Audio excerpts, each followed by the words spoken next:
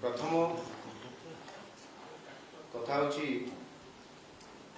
विद्यालय और गणशिक्षा विभाग आपण माने समस्त जानते गत सरकार समय रे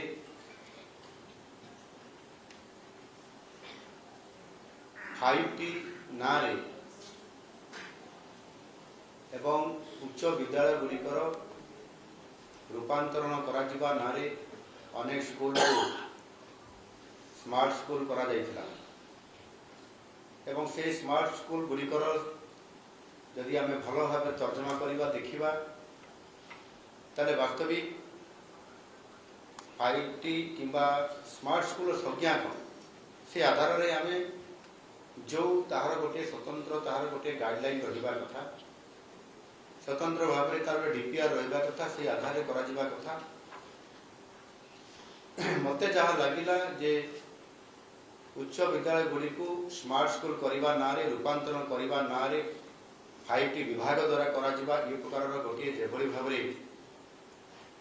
ओडिशार लोकन को एथिरे संपूर्ण भाव स्मार्ट स्कूल करवा ना रे जेभली भाव बिना योजना रे बिना एस्टिमेट रे एवं डीपीआर न थाई ये कार्यक्रम करवा ओडिशा रो लोक मान को गोटे धक्का देवा सदृश होइछि पुराना कांथरे रंग देवा एवं स्मार्ट बोर्ड करवा आरंभ करी और कंप्यूटर ठू आरंभ करी स्मार्ट क्लासरूम करवा समस्त कथा एवं जो विद्यालय को घोषणा करा जायतिला सेथिरे भित्तिभूमि अभाव थिला सेथिरे मैन पावर बा टीचर अभाव थिला आनुषंगिक कौन सी व्यवस्था पूर्णांग दि जाय नथिला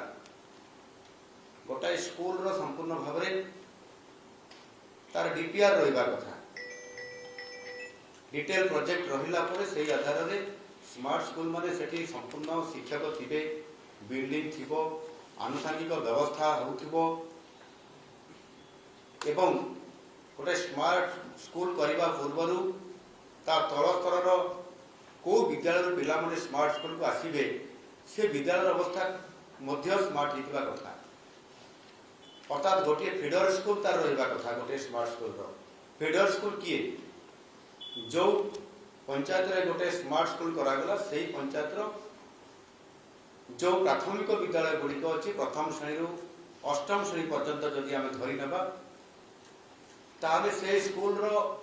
भित्तिभूमि मैन पावर एवं आनुषंगिक व्यवस्था मध्य स्मार्ट होता कथा जहाँ देखा देछि मु गत सरकार रे विरोध मुख्य सचेतक हिसाब से अनेक विद्यालय में जाके देखी मो विधानसभा ओडिशा रे विभिन्न जगह देखी भंगा कांथरे चून देकी एवं जो प्राथमिक विद्यालय पिला माने जोठी विद्यालय रे शिक्षक नथिले भित्तिभूमि नथिला पिला माने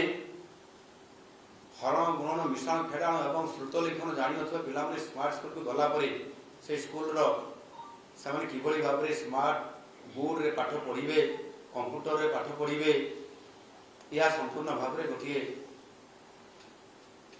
आम ओडिसा पिला मानकर भविष्य प्रति गोटे संपूर्ण भाव रे धक्का आउ सेथि पई आम सरकार आसिला परे आमे ताकू स्वतंत्रता दल से दाबी करी और सौभाग्य आज आम सरकार आसला मुझे सरकार मुखिया है प्रति उच्च विद्यालय जोटा स्मार्ट स्कूल बा ट्रांसफॉर्मेशन बा रूपांतरण जोटा करा जायछि एवं जो विद्यालय गुड़िक अच्छी से विद्यालय उच्च विद्यालय को स्ट्रेंथन करने स्मार्ट करने गोटे गोटे ताहार फीडर स्कूल हिसाब से प्राथमिक विद्यालय को गोटे पंचायत अंतर्गत गोटे विद्यालय को एक आदर्श विद्यालय रे रूपांतरित करने आम सरकार निष्पत्ति नहीं आज प्रथम ये कैबिनेट रो प्रथम क्रमिक संख्यार आज स्थानित होता आलोचन आज पास होती मोर आपण पाखे मत रखा कथा जे निश्चित भाव गोटे मॉडल स्कूल करने आम निष्पत्ति नहीं से मॉडल स्कूल नाम आम नामकरण करूँ गदावंश मिश्र आदर्श प्राथमिक विद्यालय एवं यह आदर्श प्राथमिक विद्यालय हम ସେଥିରେ ସମସ୍ତ ପ୍ରକାରର ଭିତ୍ତିଭୂମି ଆନୁଷଙ୍ଗିକ ବ୍ୟବସ୍ଥା ଏବଂ ମ୍ୟାନ୍ ପାୱାର ଯେଉଁଥିରେ ଶିକ୍ଷକ ଏବଂ ନନ୍ ଟିଚିଂ ଷ୍ଟାଫ୍ ମଧ୍ୟ ସମସ୍ତ ସେଠି ବ୍ୟବସ୍ଥା ହେବ ତାର ଜମି ଅଧିଗ୍ରହଣ ସହିତ ଏ କଥାକୁ ଗୁରୁତ୍ୱ ଦେବା ସହିତ ସେ ଗୋଟିଏ ପଞ୍ଚାୟତର ଗୋଟିଏ ବିଦ୍ୟାଳୟକୁ ପଞ୍ଚାୟତର ଯେଉଁଟା ମୁଖ୍ୟ ହେଡ଼କ୍ୱାର୍ଟରର ଯେଉଁଟା ପ୍ରାଥମିକ ବିଦ୍ୟାଳୟ ଥିବ ପ୍ରଥମରୁ ଅଷ୍ଟମ ଶ୍ରେଣୀ ପର୍ଯ୍ୟନ୍ତ ଯାହା ଆମର ଜାତୀୟ ଶିକ୍ଷାନୀତି 2020 ଅନୁସାରେ ଏବେ 5+3+3+4 ଯେଉଁ ପାଟର୍ଣ୍ଣରେ ହେବ କିନ୍ତୁ ସେଥିରେ ଆମର ପ୍ରଥମରୁ ଅଷ୍ଟମ ଶ୍ରେଣୀ ପର୍ଯ୍ୟନ୍ତ ଏହାକୁ ଗ୍ରହଣ କରାଯିବ ଏବଂ ସେଥିରେ ସାରା ଓଡ଼ିଶାରେ 6,794 ଯେଉଁ ଗ୍ରାମ ପଞ୍ଚାୟତ ଅଛି ସେଥିରେ ये विद्यालय प्रतिष्ठा हम एवं ये ही हम फीडर स्कूल हिसाब से गोटे स्मार्ट स्कूल उच्च विद्यालय फीडर स्कूल हिसाब से पाने जाकि हाईस्कल को जी +2 लेवल ऊपर को से जी से गोटे गोटे विद्यालय 4 कोटी रू 5 कोटी पर्यंत खर्च कर तार बजेट रे व्यवस्था करा जाउछि एवं विशेष करके 4 वर्ष भितर ये विद्यालय गुड़िक समाप्त हम गोटे वर्षर एवं कैबिनेट पास होला परे चलित आर्थिक वर्षर ही यह शुभारंभ कर 114टी प्राथमिक विद्यालय रे ये कार्यक्रम आरंभ हम चलित वर्ष एवं आशंका आर्थिक वर्ष मानक 3 वर्ष बाकी जो आमर जीपी रहा ग्राम पंचायत रहा से विद्यालय मानक आम त्वरित पर्यायर बजेट रे व्यवस्था करूँ से सर्वमोट 12,000 कोटी टंका खर्च हम ये 6,794टी आदर्श बा मॉडल प्राथमिक विद्यालय रे एवं ताहा सहित मध्य एथिरे हमर जो समग्र शिक्षा योजना जो अच्छी ताहार अर्थ को मध्य से विद्यालय मानकर मध्य से स्कीम रू मध्य ए विद्यालय मानक आवश्यक अनुसार अर्थ मध्य प्रदान करा जिवो।